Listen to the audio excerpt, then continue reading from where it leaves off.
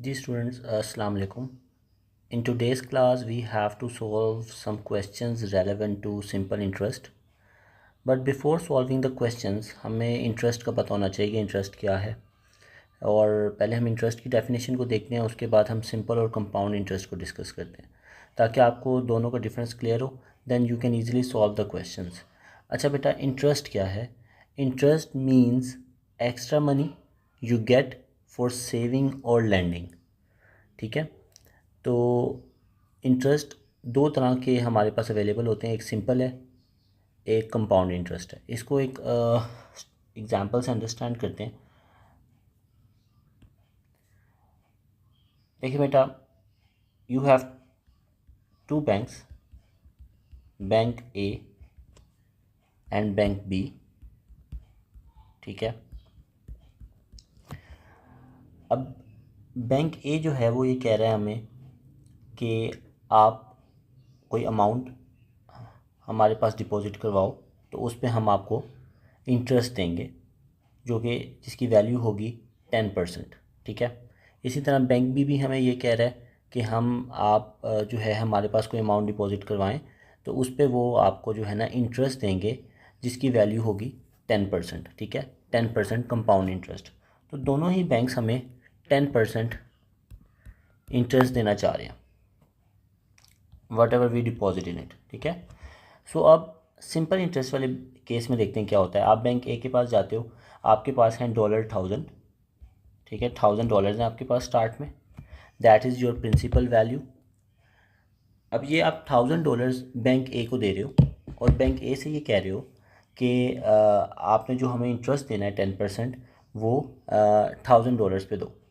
So bank ए क्या कहता है? बैंक ए ये कहता है कि आपको ये $1000 1 ईयर के लिए बैंक में रखने पड़ेंगे।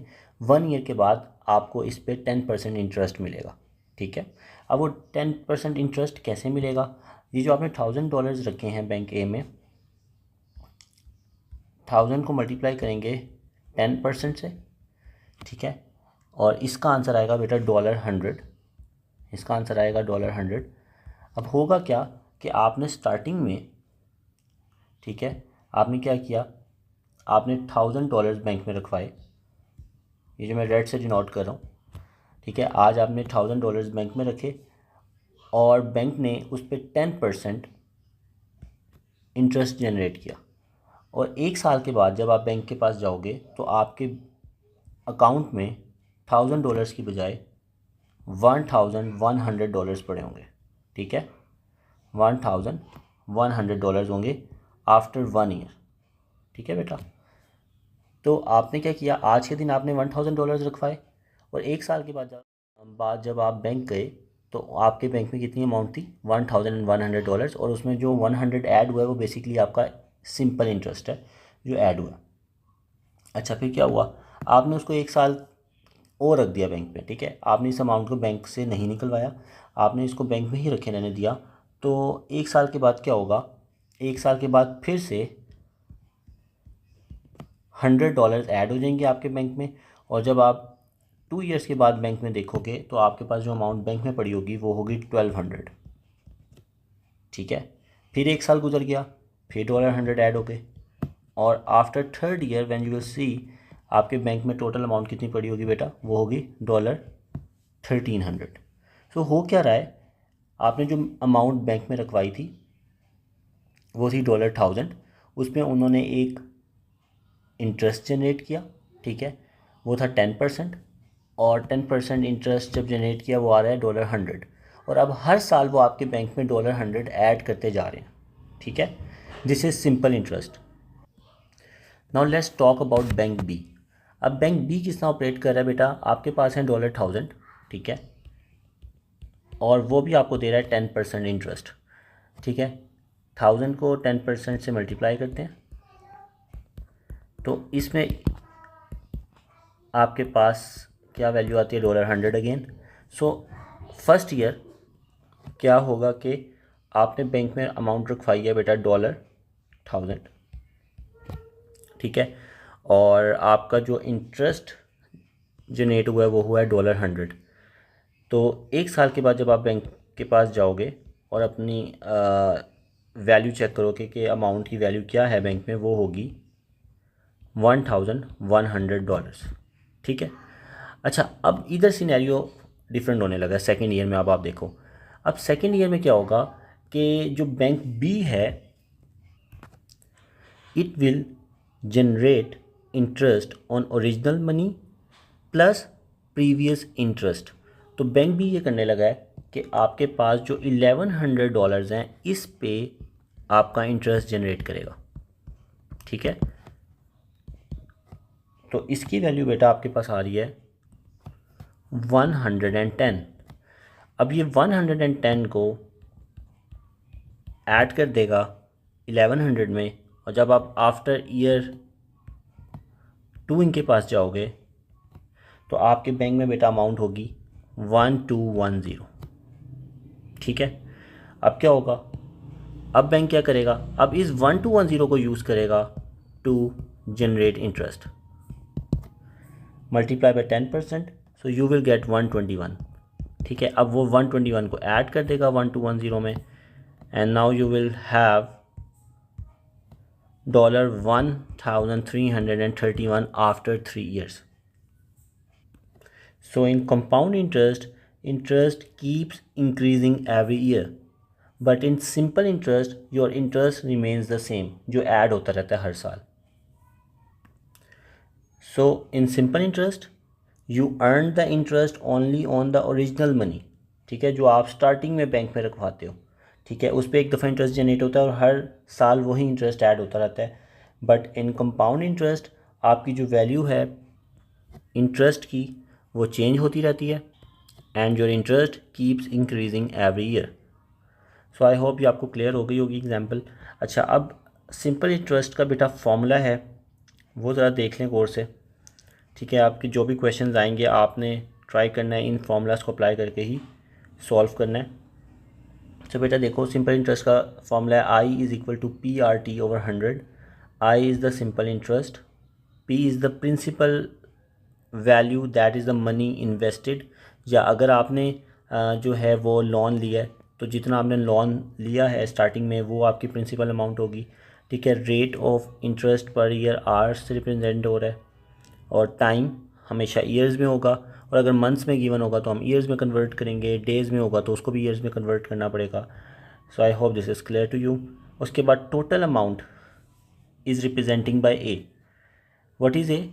लाइक मैंने भी आपको एग्जांपल बताई थी, सिंपल इंटरेस्ट में आप 3 साल बाद जाते हो अपने बैंक में अमाउंट देखने की कितनी है, तो वो अमाउंट क्या होगी, एक तो प्रिंसिपल वैल्यू होगी जो आपने शुरू में $1000 इन्वेस्ट किए थे, वो वाली वैल्यू, प्लस इंटरेस्ट जो तीनों सालों का जनरेट हुआ है। ठीक है। सो that is the total amount. ठीक है। सो ये दो फॉर्मूलाज को देख लें। अब हम कुछ क्वेश्चन सॉल्व करते हैं।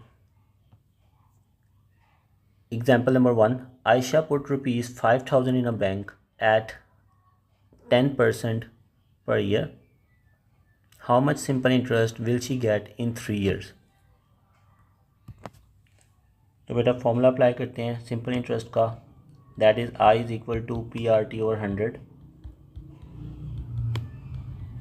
This is the formula. अच्छा, अब इसमें हमारे पास प्रिंसिपल वैल्यू क्या है, 5000 जो उसने बैंक में इन्वेस्ट किया। रेट ऑफ इंटरेस्ट क्या है, दैट इज़ 10%। अच्छा, अब आपने देखना, आपने परसेंट का साइन साथ नहीं लगाना, बिकॉज ये जो डिनोमिनेटर में हमारे पास 100 लिखा हुआ है ना, it is representing percentage, because we know that percent is equal to 1/100।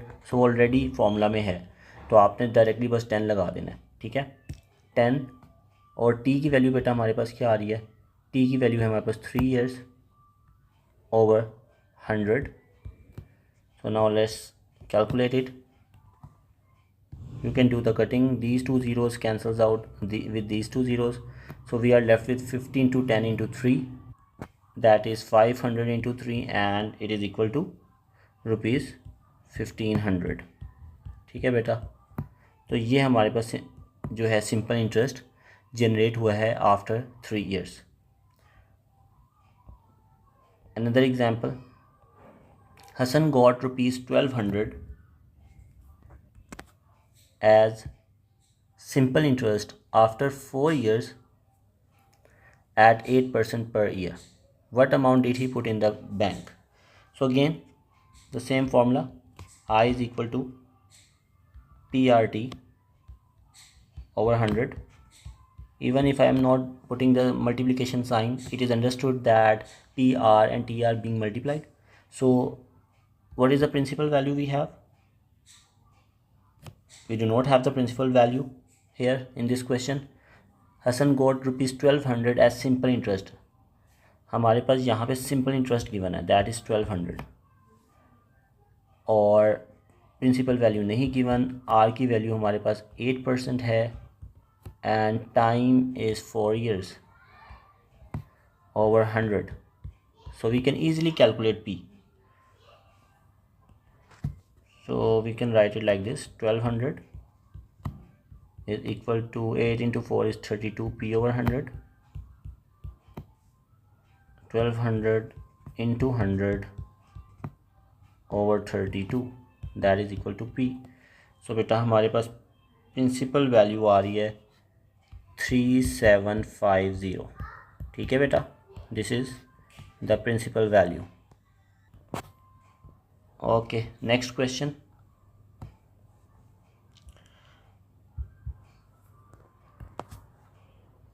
अच्छा, अब इसमें हम लोगों ने देखें क्या करना है. Zara invested rupees 8000. So principal value given है इसमें हमारे पास, और 12% पर ईयर रेट भी गिवन है. How much simple interest will she get in 9 months. तो बेटा इसमें देखो मंथ्स की बात हो रही है, but we have to convert this into years, because जो हमारा फॉर्मूला है वो ईयर्स के लिए जो है ना डिज़ाइन हुआ हुआ है. सो फॉर्मूला अप्लाई करते हैं. I is equal to PRT over 100. Interest is given, sorry, interest is not given, principal value is given, that is 8000 जो उसने इन्वेस्ट किए हैं. Rate is given 12%. Time is given, that is 9 months. So months हैं तो we can convert this into years. So that is 9/12. ठीक है, over 100. So we can write it like this. We can do the cutting over here. So we are left with 8000 into 9 in the numerator and 100 in the denominator, and these two zeros cancels out with these two. So we are left with 720. So this is the simple interest that we are getting. बस आपने ये ख्याल करना है अगर months में given है तो you have to convert this into years by dividing by 12. Okay, now look at this question. Ali invested rupees 6000 in a bank. So invested, this is the principal value. After 3 years, this is time, he received 900 as simple interest. So this is the simple interest, I. So what is the rate of interest per year? हमने इसमें rate find करना है. तो बेटा rate के लिए देखते हैं कि हमने क्या करना है. फॉर्मूला तो आपको पता है सेम अप्लाई होगा. ठीक है, so let's plug in the values. We have the interest, that is 900. Principal value is 6000 into rate is not given, time is given, that is 3 years over 100. So very simple, we can do the cutting. These two zeros cancel out with these two, so we have 180R, 900 over here. So 900 over 180, that is equal to R. So R की value बेटा आ रही है 5, और आपने percentage sign साथ लगाना है. सो R is 5%. ठीक है, तो जब रेट फाइंड करना है फॉर्मूला सेम यूज़ हो रहा है, बस आपने अपने जो आंसर आएगा उसके साथ परसेंटेज साइन अटैच कर देना. ठीक है, नेक्स्ट क्वेश्चन देखते हैं बेटा.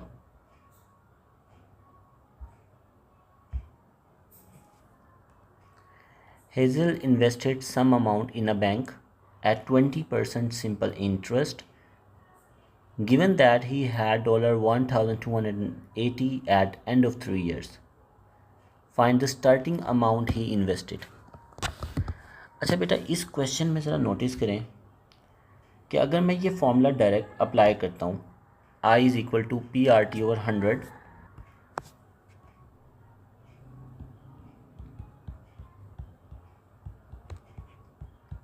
तो इसमें हमारे पास देखें कि इंटरेस्ट अननोन है, इंटरेस्ट की वैल्यू हमारे पास नहीं है, और दूसरा हमारे पास प्रिंसिपल वैल्यू भी नहीं है, क्योंकि ये जो 1280 है, this is the total amount at the end of 3 years. So total amount मैंने आपको स्टार्ट में बताया था कि वो रिप्रेजेंट होती है ए से, and A is equal to P+I। So हम ये वाला फॉर्मूला अप्लाई नहीं कर सकते डायरेक्टली, ठीक है, डायरेक्टली अप्लाई नहीं कर सकते, बिकॉज किसी एक इक्वेशन में अगर दो अननोन आ जाए तो वो इक्वेशन तो हम सॉल्व ही नहीं कर सकते, ठीक है। So we will take the help of this formula. अब इसको देखें हम कैसे करते हैं। Let me write A is equal to P+I over here on left side,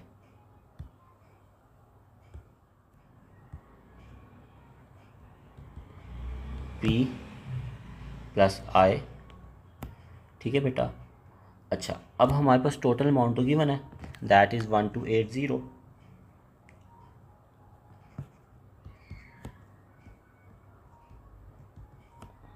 principal value given नहीं है, और प्रिंसिपल वैल्यू ही हमने फाइंड करनी है। वो कह रहे हैं फाइंड द स्टार्टिंग अमाउंट, तो प्रिंसिपल वैल्यू फाइंड करने को हमें वो कह रहे हैं। अच्छा, इंटरेस्ट भी गिवन नहीं है, तो इंटरेस्ट की जगह मैं क्या करूँगा, PRT/100 लगा दूँगा। I is equal to PRT/100। मुझे पता है कि I की वैल्यू ये होती है, ठीक है, ये आप सब्स्टिट्यूट कर दो I की जगह पे, ठीक है। अच्छा, अब क्या करें, अब हम वैल्यू सब्स्टिट्यूट करते हैं जो जो हमारे पास हैं क्वेश्चन में। P नहीं है, लेकिन R की वैल्यू गिवन है, that is 20, and the value of T is also given, that is 3 years over 100, ठीक है बेटा। तो अब हम क्या करेंगे, 20 इंटू 3 ओवर 100 अगर आप कैलकुलेट करो, 20 इंटू 3 आता है बेटा 60, और 60 ओवर 100 करो तो ये आता है 0.6 P एज इट इज़ साथ अटैच हो जाएगा, ठीक है।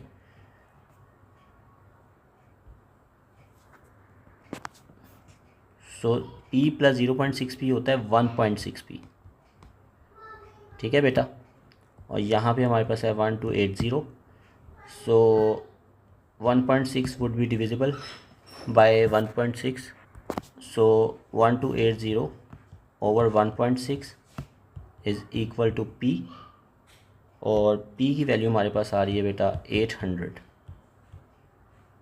सो प्रिंसिपल वैल्यू जो कि हमें रिक्वायर्ड थी वो हमने फाइंड कर लिया। नेक्स्ट क्वेश्चन देखते हैं इसी तरह का एक और। एग्ज़ाम में अगर इस तरह का कोई क्वेश्चन आता है तो आपने इन्हीं दो फॉर्मूलाज़ की हेल्प से ही सॉल्व करना है, and this is the last question. अच्छा, अब इसमें again Ali invested $800 in a bank, principal value given है, at simple interest his final balance after 2 years is 1120। This is the final balance, यानी कि A है, टोटल अमाउंट है ये। Find the percentage simple interest, so we need to find R, ये find करना है, ठीक है। तो again I is equal to PRT/100 से हम डायरेक्टली इसको सॉल्व नहीं कर सकते, हमें हेल्प लेनी पड़ेगी A is equal to P+I की। So we can write it like this, A is equal to P+I। So A is given, that is 1120, ठीक है बेटा। Principal value is given but I is not given, so I की जगह मैं PRT/100 apply कर सकता हूँ। सो 1120 is equal to 800 plus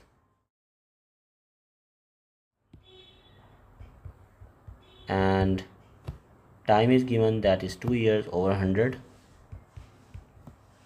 So again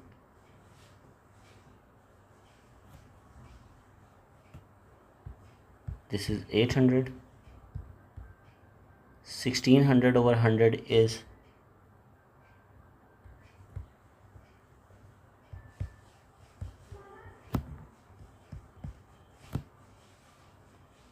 1600 over 100 is 16 r. So 800 plus 16 r. Now let's move 800 to the other side.